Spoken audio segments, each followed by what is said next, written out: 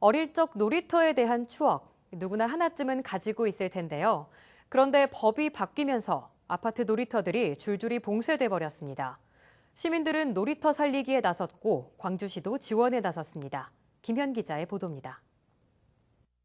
가지고 싶은 놀이터를 아이들이 직접 그렸습니다. 마음껏 뛰어놀 수 있는 꿈의 놀이터.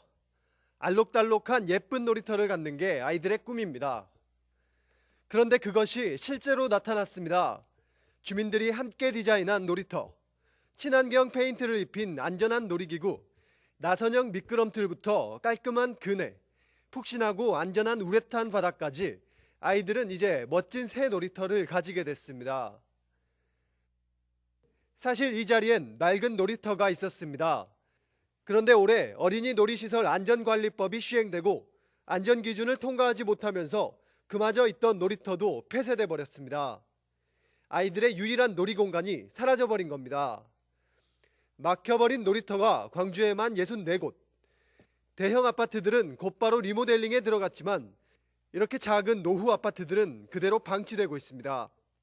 어린이 놀이시설 안전관리법이 통과되면서 광주 지역 전체로 보면 64개소 정도가 안전관리법을 통과하지 못했는데요. 그중에 이제 대형 아파트, 브랜드 아파트들은 이제 자체적으로 그 공사를 진행하는데 소규모 영세 아파트 같은 경우에는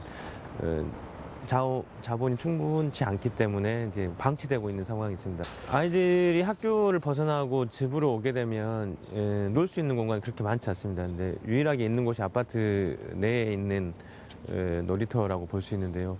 그 놀이터가 폐쇄되면 그렇지 않아도 놀 시간, 놀 공간이 없는 아이들이 정말로 이렇게 나가서 놀 공간이 없게 되는 것 같습니다. 놀이터를 지키자는 그렇게 놀이시설 안전관리법이 사실은 아이들이 안전하게 놀자고 하는 법인데 소규모 영세 아파트들에서 장기간 방치되어 있다 보니까 아이들이 놀이 공간에서마저 차별을 겪게 되는 현상이 일어났거든요. 그래서 그나마 있는 놀이터라도 지키자라는 그런 캠페인을 진행을 하고 있는 겁니다.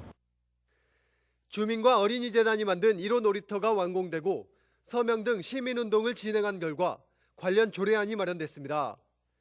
20년 넘은 노후 아파트에게 놀이터 개선 비용으로 최대 3천만 원까지 지원 가능하게 만든 겁니다. 민간 놀이터에 지자체 예산이 지원되는 건 광주시가 전국에서 처음입니다.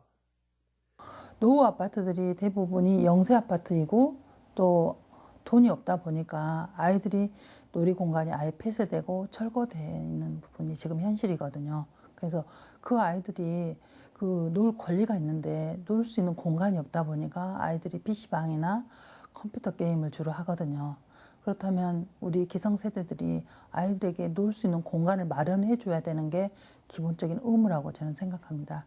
지금 현재 폐쇄돼서 아예 빨간 테이프로 봉쇄된 아파트들의 놀이시설이 이제 내년 1월 1일부터 이렇게 신청을 받게 되죠. 그렇게 되면 거기서 신청을 하게 되면 저희 시에서 이제 조례안에 의해서 3천만 원까지 지원을 하게 되는 거죠. 봉쇄된 놀이터는 전국에 800곳이 넘습니다. 광주는 적어도 놀이터에서 아이들이 돈이 없어 못 노는 경우만은 막을 수 있게 됐습니다. CMB 뉴스 김현입니다.